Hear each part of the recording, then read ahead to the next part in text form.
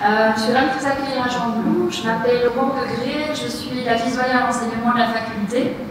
Et vous avez eu l'occasion de voir comment on est bien chez nous, mais on a voulu aussi vous permettre de rencontrer pas mal d'étudiants. Et ça va continuer cet après-midi. Ce qu'on vous propose, en fait, c'est d'entendre un petit peu des récits racontés par nos étudiants de tous les niveaux, à différents niveaux de leurs études, dans différentes filières également, pour vous donner un petit peu une illustration de la manière dont on conçoit la formation de nos étudiants. Alors mon introduction ne va pas vraiment être très longue, hein, je vais simplement vous rappeler le schéma des études et les différentes filières que nous organisons ici à la faculté de Jean-Blou. Mais vous connaissez, je pense, là maintenant. Donc en termes de bachelier, ce qui nous intéresse aujourd'hui, nous formons pour deux filières. Une filière pour les bio-ingénieurs, et même s'il y a 4 diplômes de master, il y a un seul diplôme de bachelier, donc il n'y a aucun choix à faire d'entrée de jeu. Hein, vous vous préparez au travers d'un seul bachelier à rentrer dans le master de votre choix pour les bio-ingénieurs. Et puis nous préparons une filière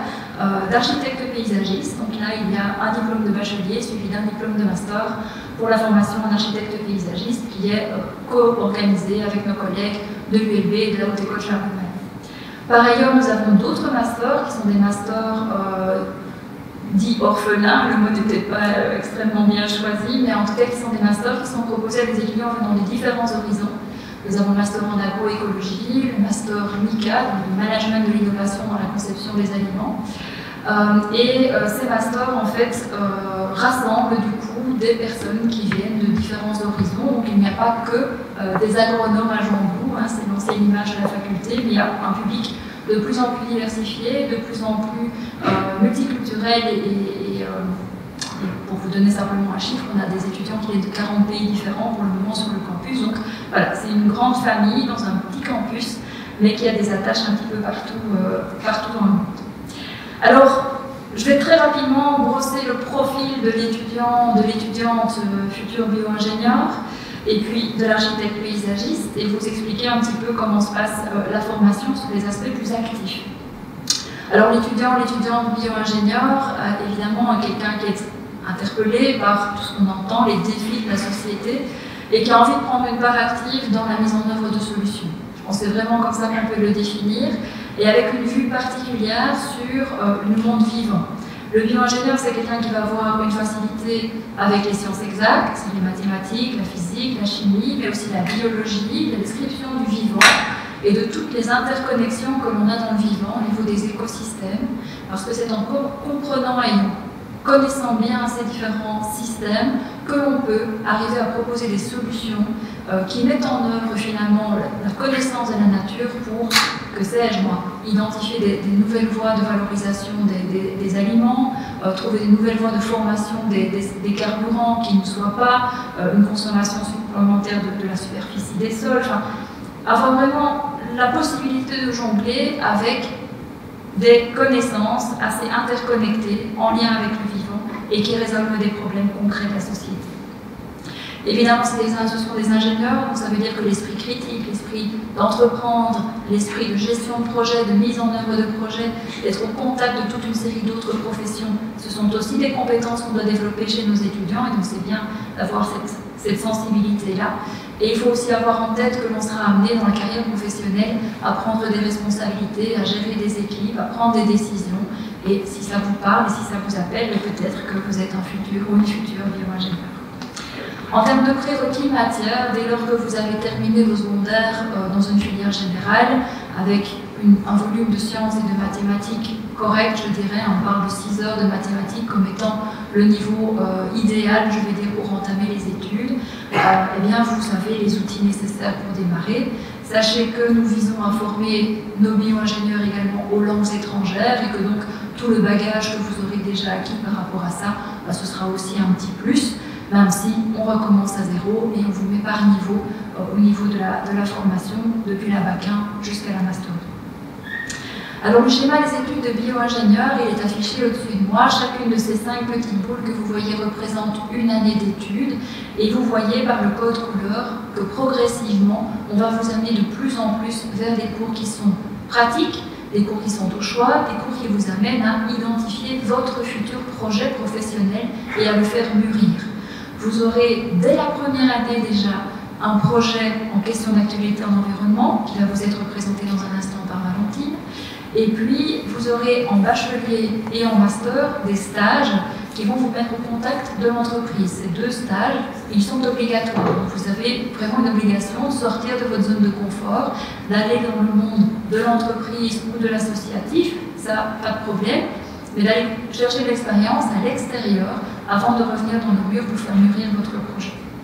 Alors, on va vous illustrer ça avec quelques projets au travers de l'après-midi d'aujourd'hui. Alors, vous avez notamment un projet collectif qui a été mené par une série d'étudiantes qui s'appelle Mélibi, ils en parleront mieux que moi, donc je vais leur laisser l'exclusivité. Et puis vous aurez également un projet un petit peu particulier, mais pour vous dire que c'est possible également dans notre institution,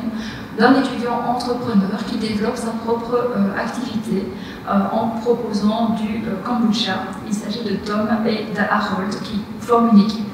de 2 personnes et qui sont incubées dans notre Venture Lab, qui est un incubateur d'entreprise piloté par HEC Liège, mais où les étudiants de Jambout peuvent également trouver leur place. Puis vous aurez encore un aperçu de ce qui peut se passer après avec Marie-Pierre Tassoul qui vous présentera son projet de doctorat et qui pourra peut-être vous raconter qu'il a progressivement fleuri et s'est développé dans son esprit au cours de ses projets d'étudiants en tant que master gestion des forêts et des espaces naturels, de son travail de fin d'études, et maintenant elle en fait un projet finalement de recherche au travers de son doctorat. Au niveau des architectes paysagistes, vous êtes là aussi avec un volet scientifique, puisque vous êtes dans une faculté de bio-ingénieurs, donc vous êtes au contact de ces matières scientifiques, des bases de sciences dites dures, mais vous êtes aussi au contact des architectes de Lacan, vous êtes aussi au contact de la haute école sur des aspects plus pratiques de la profession, et donc on attend là des étudiants qui ont un goût pour le paysage, qui ont un goût de l'esthétique, qui sont créatifs et qui peuvent mener également des projets qui sont à la confluence finalement de la science mais aussi de l'art, de nouveau au service de la société. En termes de prérequis matière, il y a aussi bien sûr une formation en sciences de base, en culture générale, des prédispositions pour les langues et pour l'utilisation des outils informatiques, mais de la même manière, c'est une formation qui repart de la base et qui ne nécessite pas d'avoir été au-delà de la recto, a priori, pour pouvoir entamer ses études. L'architecte paysagiste travaille par projet, c'est vraiment une colonne vertébrale de la formation, c'est chaque année, il y a 1 ou 2 projets qui prennent place dans le cursus, et ce sont des unités d'apprentissage quand même de grande ampleur, on parle de 6-10 crédits, donc c'est des unités d'apprentissage de grande ampleur qui comptent beaucoup, et dans lesquelles les étudiants vont être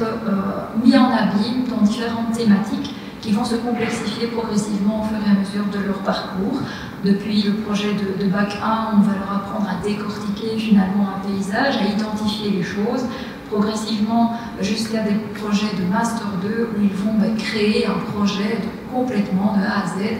en être seuls responsables et se préparer comme cela à leur métier d'architecte paysagiste. Dans l'entre-deux, ils seront progressivement dans des situations de plus en plus complexes, de moins en moins cadrées, je dirais, et où leur créativité va pouvoir se révéler. Donc pour l'aperçu de ce programme, c'est Harold qui vous en parlera, qui est passé par cette filière et qui est également doctorant ici à la faculté, qui pourra vous présenter son projet de recherche.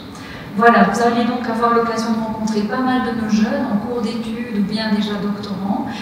et je vous souhaite de belles rencontres avec eux. Je vous remercie encore pour votre intérêt et on reste bien entendu tout à fait disponible. Si vous avez des questions, vous n'hésitez surtout pas à contacter Ariane et le service info-études qui vous a accueilli aujourd'hui et qui pourra répondre à toutes vos questions. Merci beaucoup à toutes et à tous.